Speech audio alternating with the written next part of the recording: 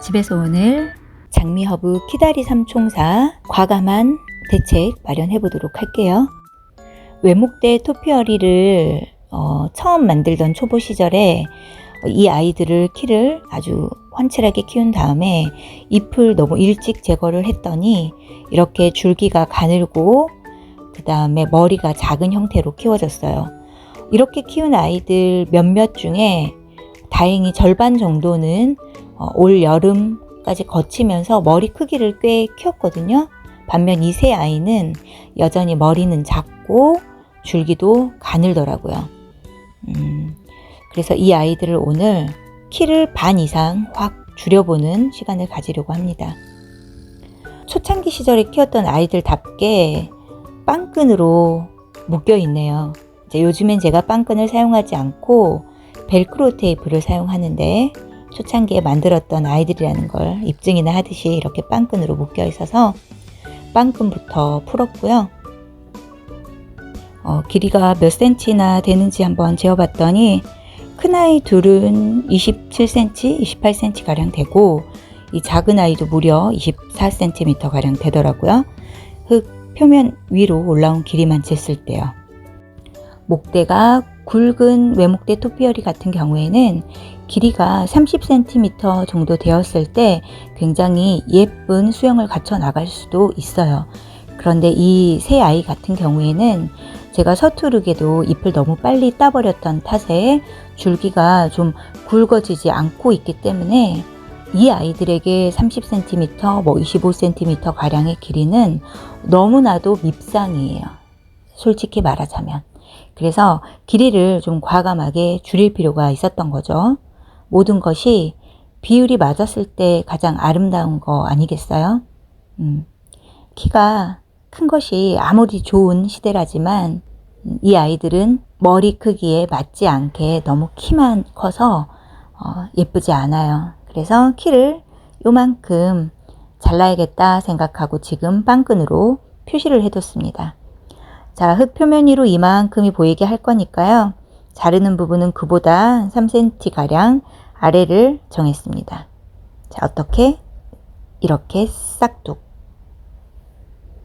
사실 과감해 보이지만 굉장히 주저하면서 잘랐습니다. 이 목질화가 이미 이루어진 지 한참이 된 아이들이기 때문에 뿌리가 잘 내릴 거라는 걸 알면서도 좀 주저하게 되더라고요. 자, 자른 부분은 이렇게 연두색 빛깔이에요.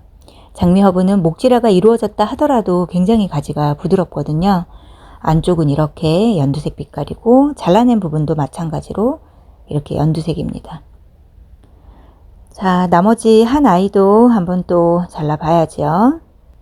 다른 두 아이와 비슷한 길이로 맞춰서 가위로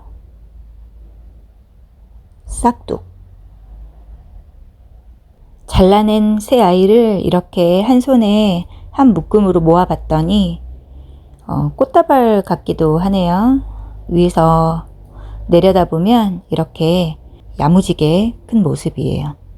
잘라낸 이 줄기들은 어떻게 해야 하냐고요? 버려야지요. 잎이 전혀 없고 겨순 하나조차 남겨져 있지 않은 줄기이기 때문에 아래 뿌리에서 끌어올린 물을 증산작용할 수가 없지요. 잎이 전혀 없는 상태이기 때문에 이 아이는 결국 썩게 돼요. 그래서 버려야 하고요. 이 화분은 찰흙으로 직접 만든 건데 밑에 굽돌이를 따로 높게 달아서 통풍에 좀 좋게 만들었어요.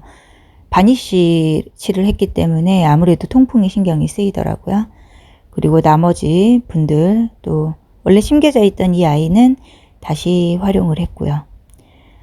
자, 이 조그만 아이는 아마도 이 모체에서 따낸 겨순을 심었었을 거라고 짐작이 되네요. 이제 이 아이들은 다시 장미허브 밭에 옮겨 심어야 하고요. 아마 이 화분 분갈이 할 때 거름망이 없었나 보네요. 오간자 원단이라는 망사청 같은 건데 요걸 잘라가지고 거름망 대신 썼었네요. 뿌리가 이렇게 잘 자랐었죠. 목대가 너무 길어서 물을 맨 위에 있는 잎까지 끌어올리기 굉장히 힘들었을 것 같다는 생각이 들어요. 이 나무젓가락은요, 그냥 바스라져요. 그래서 버리고, 그 오뎅꼬치는 좀 튼튼하거든요. 마감 처리가 잘 돼 있어서. 그래서 이 아이들은 씻어서 다시 재활용합니다. 나머지 화분에 있던 자그마한 아이들도 따로 캔에서 장미허브 밭에 모두 함께 옮겨 심어줄 거예요. 그런 생각이 들었어요. 제가 이 아이들이 너무 키가 크고 미운 걸 작년부터 지켜보아 왔는데, 봄이나 여름엔 장미허브가 급성장을 하기 때문에 어쩌면 올 봄, 여름 거치면서 머리를 이 키에 맞게끔 잘 키워나가지 않을까, 또 목대가 좀 굵어지지 않을까 하는 기대감이 있었고요. 그 중에 절반은 제 기대에 따라서 잘 커준 반면 오늘의 이 3인방은 그렇지 못한 거죠. 그럴 때 문제가 생겼음을 인지하고서도 그대로 두면 나중에 정말 때를 놓쳐서 수습이 어려운 경우들이 많은 것 같아요. 그래서 이번 여름이 끝나기 전에 과감하게 길이를 쳐냈고요. 살아가다 보면은 이와 비슷한 일들을 많이 겪게 되는 것 같아요. 아, 이게 지금 골치 아픈 일이 벌어졌구나. 내 생각이나 뜻과 다르게 일이 틀어졌구나. 엉뚱한 방향으로 흘러가게 됐구나. 인지를 했음에도 불구하고 어디서부터 어떻게 손대야 할지 몰라서, 혹은 시시비비를 따지고 누가 잘못했냐 잘했냐를 따지느라고 그 벌어진 일은 그대로 방치하게 되는 경우들이 있는 것 같아요. 그런데 그렇게 잘잘못을 따지기보다, 또 논쟁을 하는데 시간을 낭비하기보다는 차라리 일을 바로 잡을 수 있을 때 바로 잡는 것이 지혜로운 대처가 아닐까 하는 생각이 들어요. 뿌리가 전혀 없는 상태이기 때문에 마치 씨앗을 파종한다는 생각으로 100% 상토만에 심었고요. 이 상토 같은 경우에는 코코피트 비율보다 피트모스 비율이 훨씬 높더라고요. 일반적인 상토들은 보통 코코피트 비율이 훨씬 높은데요. 그래서 색깔이 조금 더 옅은 갈색이랄까요? 질감도 매우 다르고요. 물을 주고 나면 물이 말라가는 그 과정에서의 모습도 좀 달라요. 제가 이거 한번 영상 찍어야지 라고 생각해놓고 아직 영상을 못 찍고 있었네요. 자, 이렇게 키다리 3인방을 귀요미 3인방으로 변신시켰고요. 물은 바로 주지 않았어요. 장미허브는 굉장히 예민하지 않은 좀 둥글둥글한 아이라서 바로 꽂아도, 또 꽂고 바로 물을 줘도 무난하게 뿌리를 잘 내리긴 합니다.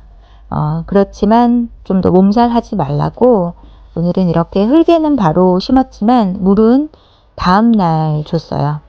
그러면 뿌리가 어렵지 않게 금방 내리거든요. 자, 이렇게 해서 너무나도 키가 커서 좀 고민이었던 장미허브를 키를 좀 낮춰서 키우기 시작할 거고요. 오늘 영상 제가 굉장히 오랜만에 찍어 올렸더니 이 카메라 각도도 기울어져 있고 또 말도 잘 안 나와서 몇 번째 했는데도 좀 서툴게 녹음이 됐네요. 그럼에도 불구하고 제 영상 끝까지 시청해 주신 모든 분들께 감사드리고요. 다음번 영상 좀 더 신경 써서 올리도록 애써 볼게요. 오늘도 시청해 주셔서 감사합니다.